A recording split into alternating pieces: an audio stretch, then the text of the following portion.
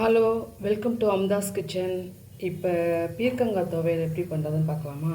இதுக்கு தேவையாக நான் பீர்க்கங்காய் தோலை செத்திட்டு அதை நல்லா கழுவி எடுத்து வச்சுருக்கேன். அதுக்கப்புறம் சின்ன வெங்காயம் உரித்து எடுத்து வச்சுருக்கேன். அதுக்கப்புறம் பூண்டு ஒரு 4 பல் உரிச்சிருக்கேன். தேங்காய் கொஞ்சமாக கட் பண்ணி எடுத்து வச்சுருக்கேன். ஒரு 1/4 ஸ்பூன் ஜீரகம் எடுத்து வச்சுருக்கேன். காஞ்ச மிளகாய் ஒரு 4 வச்சுருக்கேன். புளி வச்சுருக்கேன். இதை எல்லாத்தையும் வதக்கி இதை அரைச்சோம்னா சாதத்துக்கு நல்லா சூப்பராக இருக்கும். சாதத்தில் சூடான சாதத்தில் போட்டு சாப்பிட்டா கூட செம நல்லாயிருக்கும் சாப்பிட்றதுக்கு. இது சாப்பிட்றதுனால என்ன நல்லது என்ன உடம்புக்குன்னா, உடலில் இருக்கிற வெப்பத்தை கரைக்கும், செரிமானத்துக்கு ரொம்ப நல்லது. விட்டமின் ஏ இருக்கிறதுனால இதுக்கு கண் பார்வை நல்லாயிருக்கும். நீர் சத்து உள்ள காய் இது. அதனால் இதை எல்லோரும் ட்ரை பண்ணி சாப்பிட்டு பாருங்கள் எப்படி இருக்குன்ட்டு. வாங்க வீடியோக்குள்ளே போகலாமா? கடாய் சூடானோன்னு நான் கொஞ்சமாக எண்ணெய் விட்டுக்கிறேன். இதில் உளுத்தம்பருப்பு எப்படி போடணும்னு நான் சொல்லலை, அதுவும் சேர்த்துக்கணும். அது கூட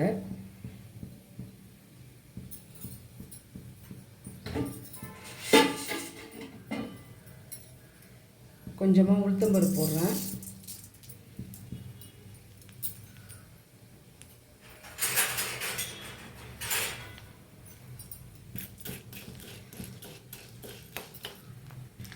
உளுத்தம்பருப்பு நல்லா பொரிஞ்ச உடனே காஞ்ச மிளகாயை போடுறேன். அதுக்கப்புறம் பூண்டு போடுறேன்.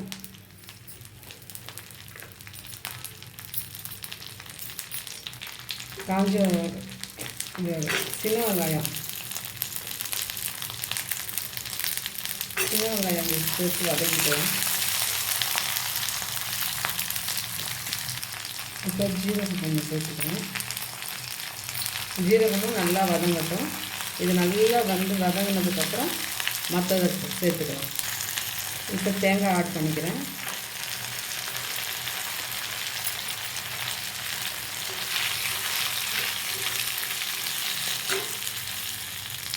தேங்காயும் நல்லா வதங்கட்டும். நல்லா வதங்கினதுக்கப்புறம்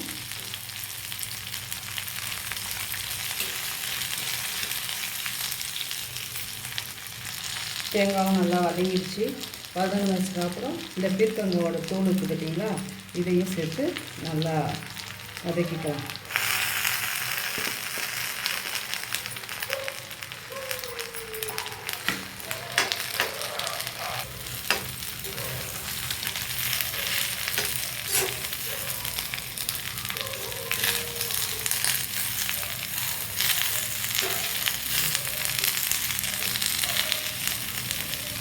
நல்லா வதங்கட்டும் ஒரு 5 நிமிஷம்.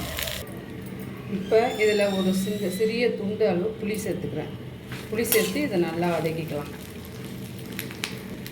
எல்லாம் நல்லா வதங்கிடுச்சு. இப்போ மிக்சியில் போட்டு அரைச்சி நான் எடுத்துகிட்டு எப்படி இருக்குன்னு காட்டுறேன். இது எல்லாத்தையும் மிக்சியில் ஆட் பண்ணிக்கலாம். நல்லா உப்பு கொஞ்சம் வச்சு உங்களுக்கு எப்படி தேவையோ அப்படி அரைச்சிக்கிங்க. வேணும்னாலும் அரைச்சிக்கிங்க. இல்லை கொஞ்சம் லைட்டாக குறைப்பாக துவையலுக்கு அரைக்கணும்ல, அந்த மாதிரி துவையலுக்கு அரைச்சிக்கிட்டால் கூட ஒன்றும் தப்பு இல்லை.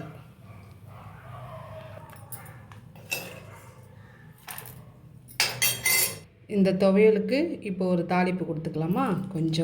கொஞ்சமாக எண்ணெய் விட்டு கொஞ்சம் கடுகு உளுத்தம்பருப்பு போட்டு கொஞ்சம் கருவேப்பிலை போட்டு தாளிப்பு கொடுத்துக்கலாம். கொஞ்சம் கடுகு,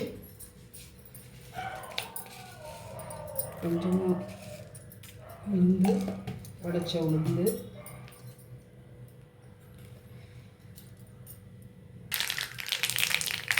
கொஞ்சமாக பெருங்காய பொடியும் சேர்த்துக்கிறேன். இதோட ஆட் பண்ணிக்கிறேன்.